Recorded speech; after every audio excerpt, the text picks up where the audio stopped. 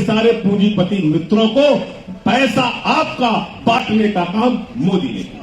अगर बाबा साहब डॉक्टर भीमराव अंबेडकर ने आंदोलन नहीं किया होता तो ये मुल्क आजाद नहीं होता। और खेल को खेल को स्टेडियम को बैंक को सारा हिंदुस्तान बेच दिया। नीरव मोदी किसका? मोदी का। नितिन संदेशरा किसका? मोदी। मेहुल चौकसी किसका? मोदी धर्म में कहा गया जमाखोरी पवित्र।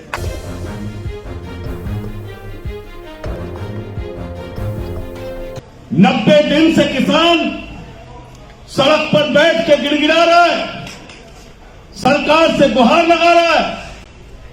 इनका एक विधायक कहता है इन लोगों को तो सूट कर देना चाहिए, इनको जूते से मारा जाएगा। गुंडागर्दी की पराकाष्ठा, अहंकार की पराकाष्ठा।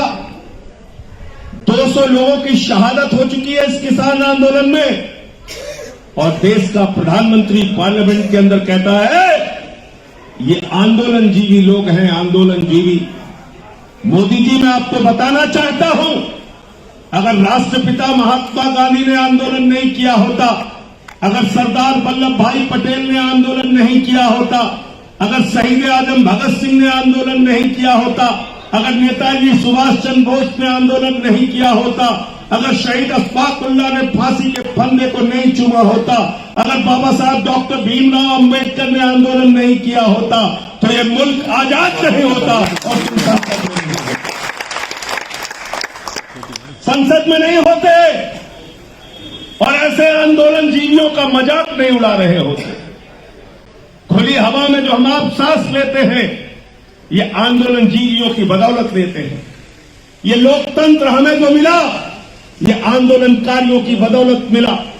ये संविधान जो हमें मिला ये आंदोलनकारियों की बदौलत मिला।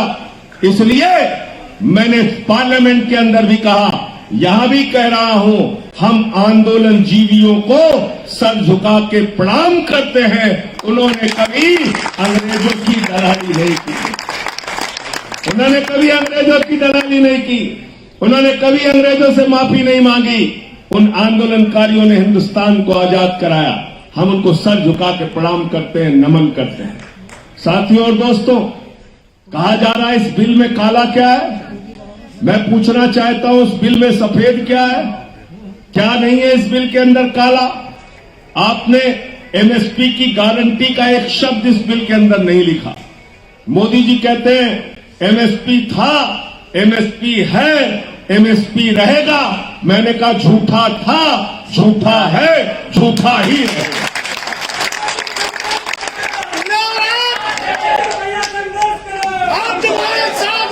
और ये मैं क्यों कह रहा हूं? मुझसे एक पत्रकार बंधु ने कहा, संजय सिंह जी, देश के प्रधानमंत्री कह रहे हैं कि एमएसपी था, एमएसपी है, एमएसपी रहेगा। आपको प्रधानमंत्री की बात पे भरोसा नहीं है? मैंने उस पत्रकार से कहा, मैंने कहा चलिए आपकी बात मान लेते हैं, प्रधानमंत्री की बात पे भरोसा करते हैं। आपसे ही शुरू करते हैं सबसे पहले। मैंने कहा 15 लाख आपके खाते में आ गया? बोले नहीं आया। मैंने कहा काला धन आ गया? बोले नहीं आया। मैंने कहा 2 करोड़ नौजवानों को रोजगार मिल गया? बोले नहीं मिला। मैंने कहा जीएसटी से दूसरी आजादी मिल गई? बोले नहीं मिला। अरे मैंने कहा नोटबंदी से देश की तकदीर तो बदली होगी? बोले नहीं बदली। मैंने कहा गन्ना किसानों का बकाया मिल गया? बोले नहीं मिला। मैंने कहा 1 रुपए भी 4 साल में गन्ने का दाम बढ़ा? बोले नहीं बढ़ा। मैंने कहा C2 प्लस 50% स्वामीनाथन आयोग की रिपोर्ट तो लागू हुई होगी? बोले नहीं हुई। तो मैंने कहा बताओ ऐसे झूठे आदमी का भरोसा कैसे? नीरव मोदी किसका? मोदी का। नितिन संदेशरा किसका? मोदी। मेहुल चौकसी किसका?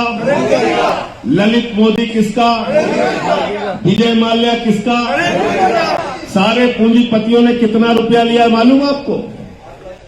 पता है? 11 लाख करोड़ रुपए। 8 लाख पुराना आंकड़ा बता रहे हो लोकेश तिवारी, ठीक से पढ़ लो।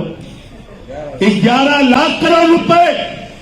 आप कहते हो नौकरी दे दो, सरकार कहती है पैसा नहीं है। आप कहते हो आंगनबाड़ी की तनख्वाह बढ़ा दो, सरकार कहती है पैसा नहीं है। आप कहते हो पुरानी पेंशन बहाल कर दो, सरकार कहती है पैसा नहीं है। आप कहते हो शिक्षा मित्रों को लगवा दो, सरकार कहती है पैसा नहीं है। ये पैसा गया कहां? अरे ये पैसा अडानी के खाते में गया, अंबानी के खाते में गया, टाटा के खाते में गया, बिरला के खाते में गया, मेहुल चौकसी के खाते में गया, नीरव मोदी के खाते में गया, ललित मोदी के खाते में गया, नितिन सनेसरा के खाते में गया। कितना नाम लूं? सारे के सारे पूंजीपति मित्रों को पैसा आपका बांटने का काम मोदी ने किया।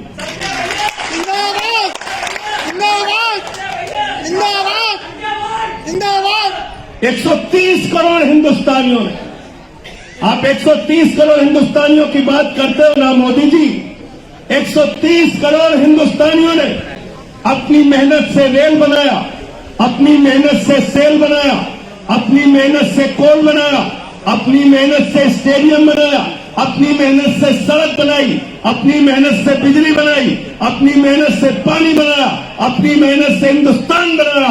और तुम्हारा बजट इस बार हमने पढ़ रहा था पार्लियामेंट में, मैंने उसको पढ़ा और मैंने आदम गोंडवी की लाइन भी वहां पढ़ी थी कि जो डलहौजी न कर सका, जो डलहौजी न कर सका वो ये हुक्म कर देंगे और कमीशन दे दो तो हिंदुस्तान को नीलाम कर।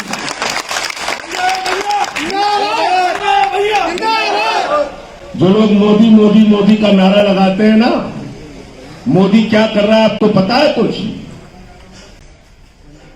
रेल को जोर से बोलो, बेच रहा है कि नहीं बेच रहा? रेल को, सेल को, खेल को, स्टेडियम को, कोल को, सड़क को, बिजली को, पानी को, LIC को, बैंक को, सारा हिंदुस्तान बेच दिया, सारा हिंदुस्तान बेच दिया। और आपसे कह रहे हैं ताली बजाओ थाली बजाओ, ताली बजाओ थाली बजाओ। आप ताली थाली बजा रहे हो, ताली थाली बजा रहे हो। मैंने तो पूछा था भाई, दुनिया का एक रिसर्च बता दो कि ताली बजाने से कोरोना भगाता है, थाली बजाने से कोरोना भागता है। मैं पार्लियामेंट पे बैठा रहूंगा, दिन रात ताली थाली बजाऊंगा। चलो बता दो एक रिसर्च बता। मूर्खों का हिंदुस्तान पूरा बनाने पे मोदी जी लगे हुए। पूरे हिंदुस्तान को मूर्ख बनाओ, थाली बजाओ, ताली बजाओ, दीपक जलाओ, दिया जलाओ, मोमबत्ती जलाओ। और आप क्या कर रहे हो? धीरे धीरे हमारी जेब काट रहे हो। पेट्रोल का दाम, डीजल का दाम, गैस का दाम, पहले सिलेंडर लेके घूमती थी स्मृति ईरानी जी, अब कहां गया आपका सिलेंडर? कहां गया महंगाई के खिलाफ प्रदर्शन? कल मैं निर्मला सीतारमण जी को सुन रहा था, बोले भाई पेट्रोल डीजल का दाम हमारे हाथ में नहीं है, हम क्या करें? इसके लिए तो रेगुलेटरी बॉडी बन गई है, वही दाम को तय करती है, हमसे कोई लेना देना नहीं है।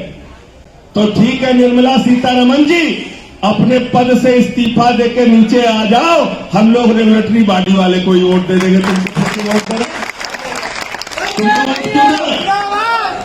क्यों वोट दे रहे हैं तुमको?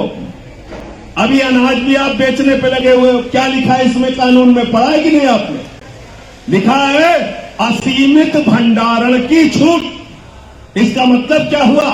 सस्ते में किसान से अनाज खरीदा जाएगा, गेहूं खरीदा जाएगा, चावल खरीदा जाएगा, दाल खरीदी जाएगी, फल खरीदा जाएगा, सब्जी खरीदी जाएगी, उसको अडानी के बड़े बड़े कोल्ड स्टोरेज में रखा जाएगा और जब बाजार में उसकी कमी हो जाएगी तो महंगे दामों पर आपको बेचा जाएगा। हिंदू धर्म में कहा गया जमाखोरी पाप, मुस्लिम धर्म में कहा गया जमाखोरी पाप, ईसाई धर्म में कहा गया जमाखोरी पाप, सिख धर्म में कहा गया जमाखोरी पाप, मोदी धर्म में कहा गया जमाखोरी पवित्र। तो अगर आपको पसंद आया हो तो इसे लाइक करें, कमेंट करें, शेयर करें और हाँ, हमारे चैनल को सब्सक्राइब करना ना भूलें ताकि देश विदेश से जुड़ी खबरें आप मिस ना करें, क्योंकि कोरोना काल में 2 गज दूरी, मास्क है जरूरी। नमस्कार।